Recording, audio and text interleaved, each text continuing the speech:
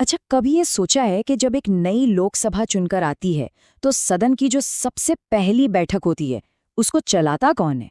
क्योंकि स्पीकर तो तब तक चुना ही नहीं गया होता। आज हम इसी बड़े दिलचस्प लेकिन बेहद जरूरी पद पर से पर्दा उठाएंगे, प्रो टेम स्पीकर। कह सकते हैं कि ये वो हैं जो हमारी डेमोक्रेसी की गाड़ी को पहले गियर में डालने का काम करते हैं। जरा इस सिचुएशन को इमेजिन कीजिए। पूरे देश में चुनाव हो गए हैं, नए सांसद दिल्ली भी पहुंच गए और लोकसभा का हॉल खचाखच भरा हुआ है। पर माइक किसके हाथ में होगा? कार्यवाही की शुरुआत कौन करेगा? एक अजीब सा खालीपन है ना? इसी खालीपन को कहते हैं संवैधानिक रिक्तता।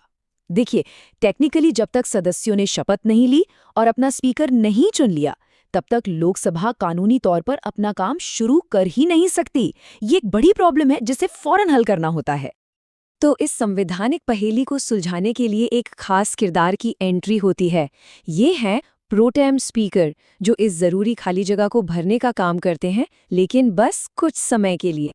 प्रोटेम ये शब्द आया है लैटिन भाषा के प्रो टेम्पोरे से, जिसका सीधा सा मतलब है फॉर द टाइम बीइंग या कुछ समय के लिए। तो प्रोटेम स्पीकर, जैसा कि नाम से ही पता चल रहा है, एक टेम्परेरी अध्यक्ष हैं जिनका एक बहुत ही खास और लिमिटेड मिशन होता है। इन्हें एक सेरेमोनियल कैप्टन की तरह समझा जा सकता है। उनका काम जहाज को मंजिल तक ले जाना नहीं, बल्कि सिर्फ ये पक्का करना है कि सारे यात्री ठीक से सवार हो जाएं और असली कैप्टन अपनी जगह ले सके। तो सवाल ये है कि आखिर इस खास कुर्सी के लिए सही इंसान को चुना कैसे जाता है? क्या ये किसी कानून में लिखा हुआ है या फिर ये बस एक पुरानी परंपरा है? चलिए पता करते हैं। इसकी एक तय प्रक्रिया है। सबसे पहले संसदीय कार्य मंत्रालय सबसे सीनियर सांसदों की एक लिस्ट बनाता है। इसके बाद प्रधानमंत्री उस लिस्ट में से एक नाम की सिफारिश राष्ट्रपति से करते हैं और आखिर में भारत के राष्ट्रपति उस सदस्य को प्रोटेम स्पीकर अपॉइंट कर देते हैं।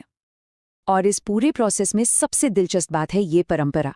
यहाँ वरिष्ठता या सीनियरिटी का मतलब उम्र से बिल्कुल नहीं है, बल्कि इस बात से है कि लोकसभा में सबसे ज्यादा कार्यकाल किसने पूरा किया है, मतलब जो सदस्य सबसे ज्यादा बार सांसद चुना गया हो। ये एक ऐसा मजबूत अनरिटन रूल है जिसका सम्मान लगभग हमेशा किया जाता है। प्रोटेम स्पीकर के पास अनलिमिटेड पावर्स नहीं होती। उनका काम बहुत ही नपातुला और स्पेसिफिक होता है। तो उनके टू डू लिस्ट में क्या क्या है? असल में इनके बस 3 मुख्य काम हैं। पहला, नई लोकसभा की पहली बैठक की अध्यक्षता करना। दूसरा और सबसे जरूरी, सभी नए सांसदों को पद की शपथ दिलवाना। और तीसरा, सदन के परमानेंट स्पीकर के चुनाव की प्रक्रिया को पूरा करवाना। बस इतना ही। और जैसे ही सदन अपना स्थायी अध्यक्ष चुन लेता है, समझिए इनका मिशन पूरा हो गया।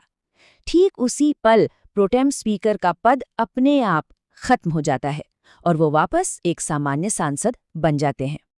तो ये बिल्कुल साफ है कि दोनों भूमिकाओं में जमीन आसमान का फर्क है। प्रोटेम स्पीकर का काम कुछ दिनों का होता है और अधिकार भी काफी सीमित, जबकि लोकसभा अध्यक्ष पूरे 5 साल के लिए सदन के सर्वोच्च अधिकारी होते हैं, जिनके पास सदन चलाने की पूरी शक्ति होती है। चलिए अब इस भूमिका के सबसे मजेदार पहलू पर आते हैं। आखिर ये पूरी व्यवस्था आए कहाँ से? क्या ये हमारे संविधान में लिखी है? ये जानकर शायद थोड़ी हैरानी हो कि प्रोटेम स्पीकर का पद हमारे संविधान में कहीं लिखा ही नहीं है। जी हाँ, ये पूरी भूमिका सिर्फ और सिर्फ संसदीय परंपराओं की मजबूत नींव पर टिकी है, जो सालों से हमारे लोकतंत्र को स्मूथली चलाने में मदद कर रही हैं। तो मुद्दा ये है कि इस पूरी परंपरा का एक और सिर्फ एक ही मकसद है, हर नई संसद के लिए एक सहज, व्यवस्थित और कानूनी तौर पर वैलिड शुरुआत सुनिश्चित करना। तो ये सब हमें एक बड़े सवाल पर लाकर छोड़ देता है। एक ऐसी भूमिका जो कानून की किताब में नहीं, बल्कि परंपरा की स्याही से लिखी गई है, वो लोकतंत्र के लिए इतनी जरूरी कैसे हो सकती है? ये सोचना वाकई दिलचस्प है कि क्या कभी-कभी परंपराएं लिखे हुए कानूनों से भी ज्यादा ताकतवर होती हैं।